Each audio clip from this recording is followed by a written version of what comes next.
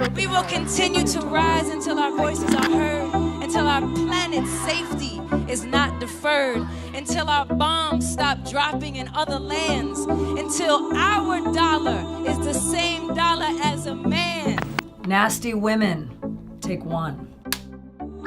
Welcome back to The Revolution with a brand new panel of nasty women. First up, entrepreneur Robin Exton, actress Jen Richards, actress and comedian Fazia Mirza, and our host Brittany Ashley.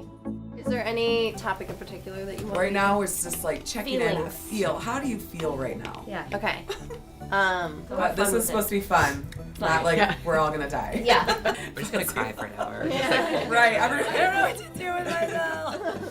We're basically just fingering Level the up. wound. We're not making the wound now. We're just What are making we it work. fingering? Oh, really?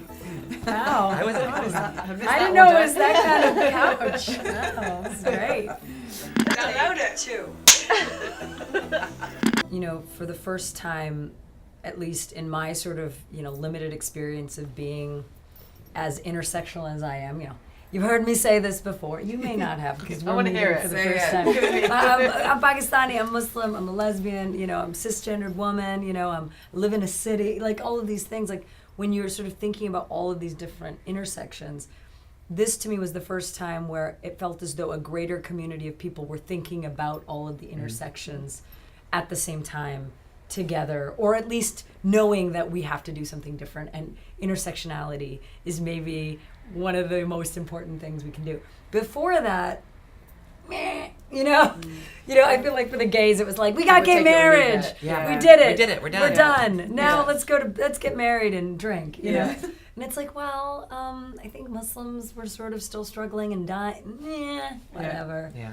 You'll get over it. And so I feel as though from, even the tragedy in Florida to Trump being elected to, the bans, the Muslim bans, which almost sounds like jewelry, but like not. Yeah. Have you gotten your Muslim ban yet? Live strong. Right, exactly. I should actually start making those. Yeah. Fantastic.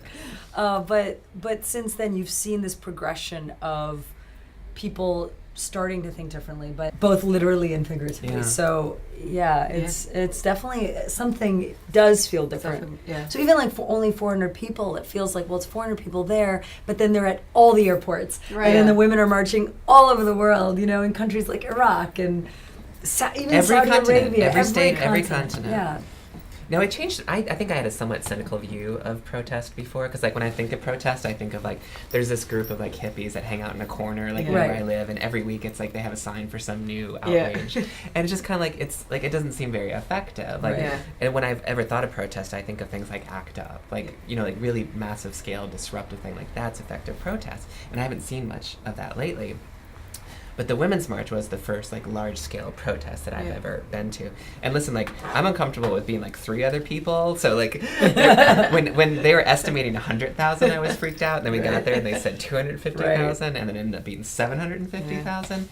But what I realized while I was there is it was not just about making an impact, like actually being heard and trying to change the the national dialogue, but it's also there's something sustaining about being there, about surrounding yourself with other people who it made me feel like I was part of the world, like not only seen but like I'm part of something larger, and I left feeling more informed, more charged up, more dedicated, more inspired, and I realized like, okay, protesting isn't just about the impact, it's about what it does for us as a group. I think it's like a responsibility that we all have, that we have to start taking on, because it is that sentiment of like, who else is going to do it? Like, Right. you have to show up, you have to be there, and if you are a person that's going to do that, you're going to bring other people with you each time, and then one of the people you bring with you might take on the same mentality that you do, and they might be like, all right, I'm going to show up each time and do it, and hopefully it gets bigger and bigger. And because I felt exactly the same about protests, of like, how effective is this really? Yeah. What's happening? But I think if there's going to be more and more stuff coming out, everyone has to work out a role to play, and I think everyone will take on very different parts of it, but a very simple one that everyone can do. If the CEO of Google is going to turn up and protest, and he's someone who can do a lot of other stuff at different scales, but I think the fact that that's still has an impact and is important, I think everyone should be doing it. Well, and like one of the signs that kind of like haunted me the most, like I kept seeing pictures of, was the "Hey, nice white ladies, we'll see you at the next Black Lives Matter protest." Right. Yeah. I was like, oh, and like so I went home that night and I like signed up for the the local chapter of Black Lives Matter. Yeah. And it kind of like took that realization for me to actually, because I was like, I'm a passive supporter. Yeah. Like I think of myself as a good progressive liberal. I support these things, whatever. But I had to question myself. Okay, but what am I actually doing? Yeah. I might not be overtly racist, but am I actually taking steps? Am I doing things? Am I giving money? Am I showing up? Am I using my time, my body, my energy, my resources to actually have an impact? Like, are you observing or participating? Yeah, exactly. Yeah. Exactly. Well, that I saw that kind of sign, and then I saw similarly, if 2016 is the first time you've felt oppressed or something like that kind of energy where it's like, if this is the first time you feel oppressed, you don't know what's really going on in the world. Yeah. And that's another example of that, I think. Yeah, I think like going to protests is interesting because people have different, like you all have the same agenda essentially, but people go in there with different perspectives, and so going and seeing diverse perspectives makes you be like, oh shit, like I do need, like it forces you to want to be a better ally to all different types of walks of life. Well, and the left has been so divided and like this, vociferously just angry, at each other. And we have so many different factions that are going at each other. Being at the Women's March and just in the wake of Trump, I have felt a little bit more sense of, like, we're in this together. Like, there are bigger battles. Like, we definitely have differences, with the details. Right. But there's something bigger that we are definitely coming together over. Yeah. Or my favourite sign, which was, we gave you hummus, have some respect. I think my favorite part was seeing kids and then seeing people who were like 70 and older. Yeah. I think that's what really just like sent me over the edge with tears. I loved it being on the train on the way there because it was so insanely crowded. Like LA was not prepared for the scale of the march that happened here.